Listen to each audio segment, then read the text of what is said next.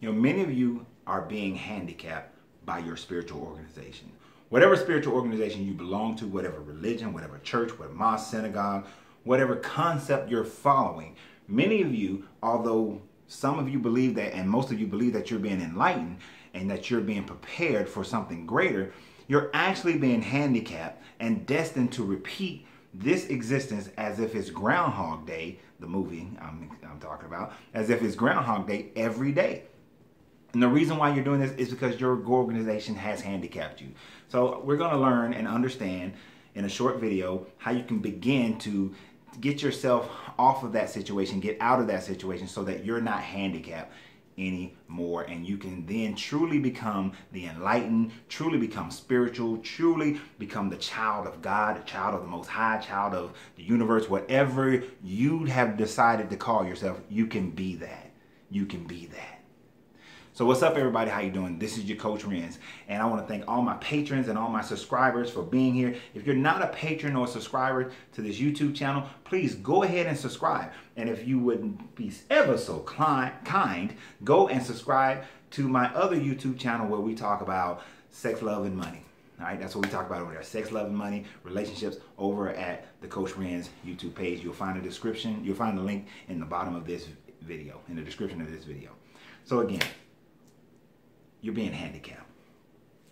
Many of you are told that you need to have a Christ mind. Many of you are told that you need to have the Buddha head. You are supposed to obtain a level of enlightenment. Sorry, I dropped something. A level of enlightenment. And we don't edit videos here. But you're supposed to maintain this, get to this level of enlightenment so that you become one. You start to have oneness with the universe, oneness with God. But most of us have been handicapped. The Zen masters always taught that if you want to find a true Zen master, go to a baby. Religions have taught you to seek out the children. Come to me like children.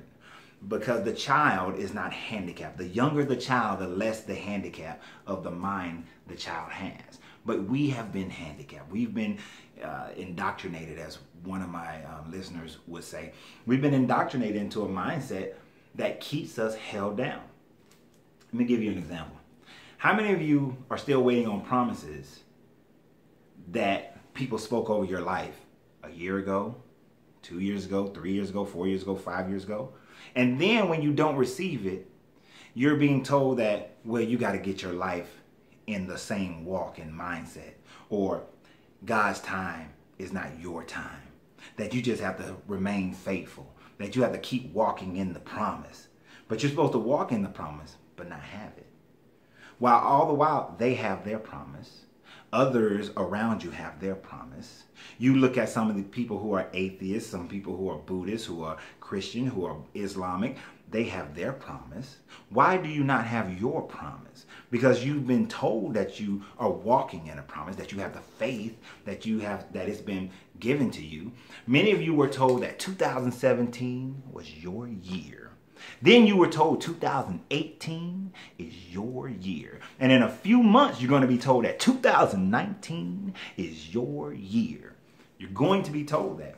And you're going to hoop and holler and that yes, and praise God and, whatever to Allah and whomever else. And you're going to go for it. And then you're going to go through January feeling great. And February still feeling great. Then here comes March. Not so great. A little bit less. In April, May, June, it's like, okay, it's June. We halfway through the year. My promise is on the way. July, okay, where is it? August, getting close to the end. Did I miss it? Am I not acting right? Am I not walking right? Is there something about me? Do I not have enough faith? September, what did I do? What did I do in August? What was I doing in June and May? Who have I let into my circle that's corrupting my energy?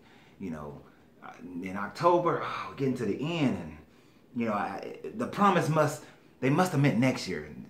November, definitely, because there's not enough time. But God can make miracles happen. So even though it's November, I'm going to hold on to the promise because it was spoken over my life by a man of God, a woman of God, or whomever that you claim, the ephod has spoken over my life. And then December, and it didn't happen. And January 1st comes around, but you're excited because because 2020 is your year. That handicaps you. Waiting on a promise will always handicap you.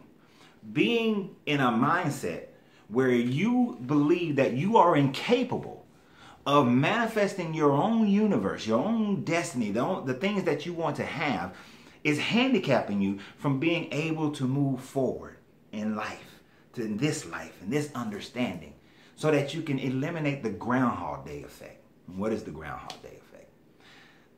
Many of you, some of you, none of you, few of you have seen a movie called Groundhog Day, Bill Murray. It's one of my favorite movies because of so many esoteric thought processes in that movie. One of those is the fact that he kept repeating every day, each day. He was such a butt, such an irritating person that he repeated the day every day. And at first he tried to kill himself. And then he tried to escape. Well, he tried to escape. Then he tried to kill himself. Then he was doing every negative thing he can figure out to do. Then he finally started doing well, treating people great, doing amazing, helping people out. And he kept repeating. He learned new things, learned things about himself. And all of it was to get this girl. And once he finally realized that he was being selfish, even in all his other things he was doing, he was being selfish. He finally realized that it is about giving to someone else and being totally enlightened to the fact that, you have to become more than just your own self. And the movie ended with the next day occurring. Well, let me give you a little thought on that. It has been theorized that he died in the snowstorm, as it shows in the first part of the movie, that he left in the snowstorm and he dies. And that what he's living in hell, but it's his own personal hell. And his friend Ned, the guy he runs to, Ned, is like the devil. But he's repeating hell every day, and it's just the same cycle. And he's just going through it, until he realizes that he doesn't have to repeat the negative aspects of every day, that it was within his power, his control, to change the negative aspect of the day. And when he did that, the next day occurred and he had the love of his life. His hell then became his heaven. And at the end of the movie, there's a thing that he says that most people don't catch. He says, I think we should move here. We should buy a house here. We should stay here.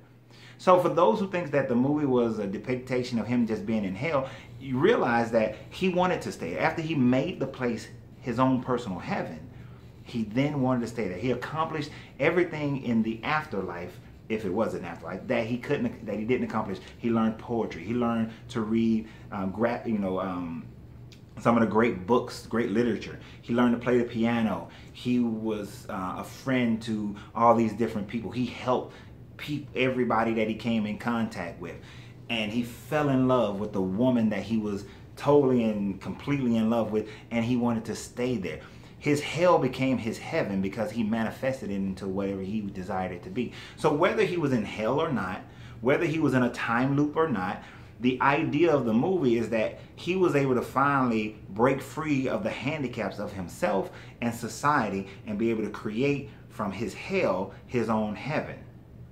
And that's what I'm telling you, is that you can, if you learn that you are always looking to create inner perfection within yourself, that you will never be perfected in this corporal mindset, in the poverty of this flesh. But as long as you realize that your goal every day is to move towards perfection, you will start to change and manifest your life how you desire for it to be. And understand, when you leave this existence, the next level of existence, you're still looking to perfect yourself just at a higher realm. If you got to work on the perfection here. If you're not working on it here and you're handicapped, then I believe you are destined, just like in the movie, to repeat the same existence here. It may be a different time frame. It may be in a different family. It may be a different gender. It may be a different race. It may be a different country, culture, but you'll repeat the same life, the same style life over and over again. This is why people throughout history and time, what's going on in your life was going on 100 years ago. And what was going on 100 years ago was going on 1,000 years ago. And 1,000 years ago was going on 10,000 years ago. The same basic principles were going on. You just been existing over and over again, repeating, just at a different time frame until you come to enlightenment. When you come to enlightenment, when you come to the inner knowledge of self and realize that you are a divine being, but you are seeking perfection within yourself, just like Bill Murray was seeking that perfection within himself, then you start to change your universe. You change your environment. You change the people around you and how you relate to everything and everybody. And everybody changes how they relate to you. The universe changes and relates itself to you instead of you completely being in relation to it. And it's not you now being a drifter of your universe, but being a creator of your universe. And as you do that, you can then ascend to higher levels of consciousness. Even in this poverty of the flesh, you begin to see life totally different. You begin to see people totally different, energy totally different. Everything becomes different at this point. When you look at the circle of life, man on this planet is the only creature that can change its environment to adapt to himself. The dolphin has to go however the environment tells it to go. No matter how smart the dolphin is, it has to seek out the same similar temperature of water, the same similar food. It has to go wherever the waves and the temperature and the movement of the earth takes it. Every other animal and plant on this planet follows the same concept except man, except you, except humans, except those who have consciousness of reasoning. We have the ability to change our environments to fit us. We create out of the creation our own universe. We can make the environment adaptable. If we were like other animals, born butt naked with whatever fur you have, every person on the planet would be destined to live in an equatorial environment, near the equator, or not too far from it. Because in a naked position, we wouldn't be able to survive in New York. We wouldn't survive in Russia. We wouldn't survive in southern Argentina. We couldn't survive in those environments because it would be too cold, too frigid. We wouldn't be able to do it. Our population would be drastically lower because we wouldn't be able, we wouldn't overly consume. But see, the consciousness allows us to change our environment. Now, we haven't always done it for the better. And as we look around our industrialized countries, we know we haven't done it for the better. We are out of sync with nature. We're out of sync with how the earth heals itself and prepares itself and creates abundance for every other being on the planet. We are out of sync with it and we need to get in balance. But does that mean that I have to become vegan? No, it doesn't mean that.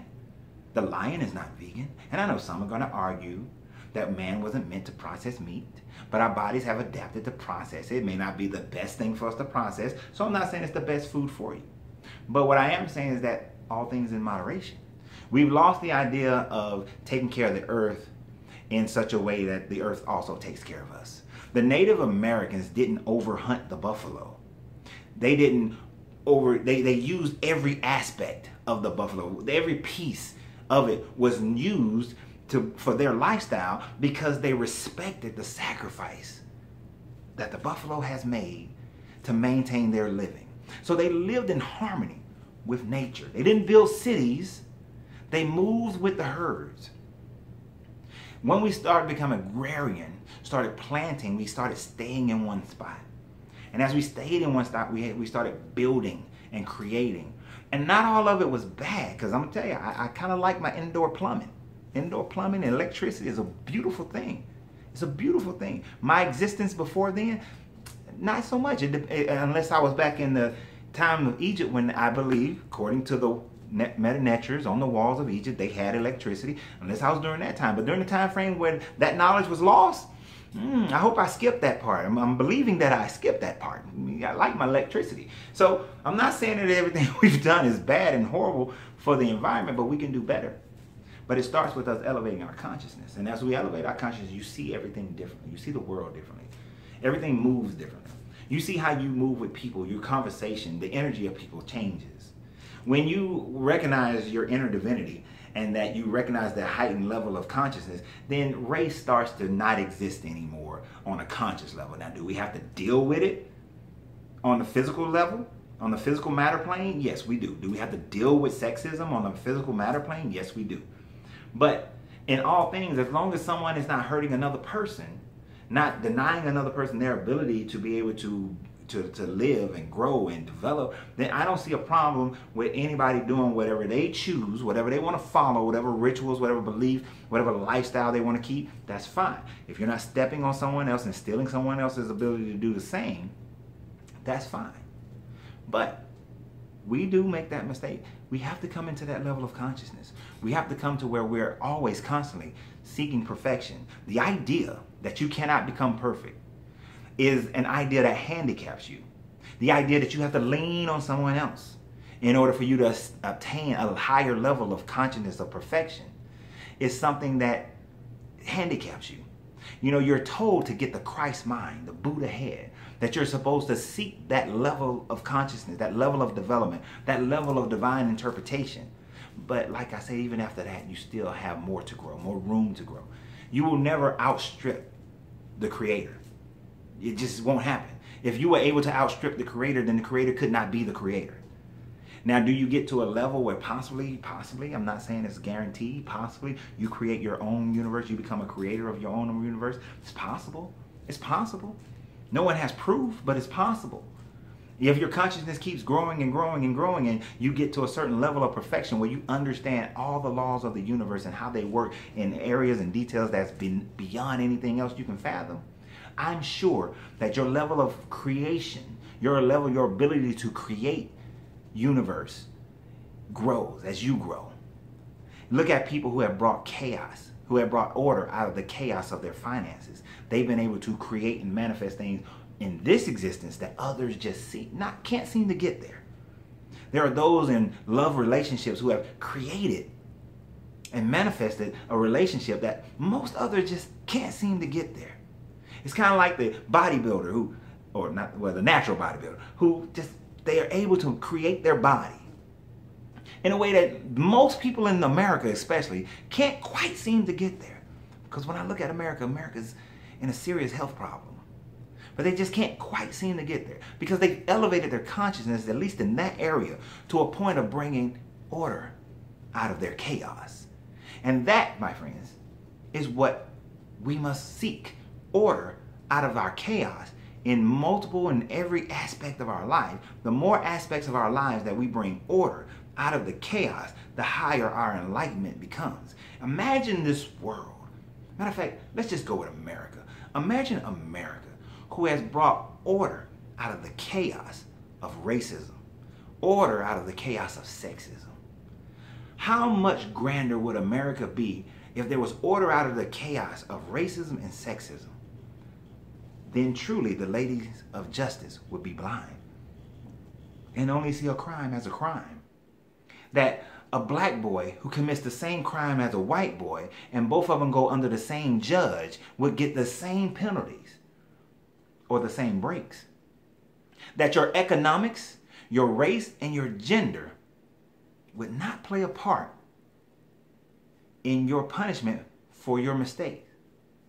Imagine a country that was of that consciousness, that rose out of racism, seeing you as black, seeing you as white, seeing you as male, seeing you as female, seeing you as straight, seeing you as gay, but just seeing you as a spirit being who has made a mistake.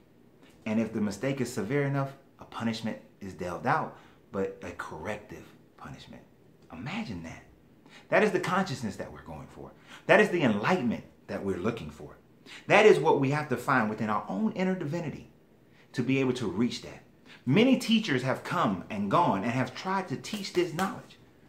Some have grasped it, others have not. Some have codified it and made it into a religion to deify someone and worship them. Others have not. We have to come to that understanding that it is wisdom that we must follow. It is a journey that we all must take on our own, a path that is just for you. So I hope that you join me on my path. Join me on my path as I join you on your path.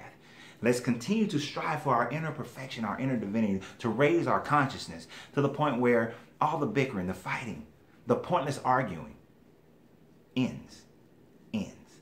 So y'all have a great day. Remember, you got to free yourself to be yourself. And I thank you for supporting the channel because your greatness is non-negotiable.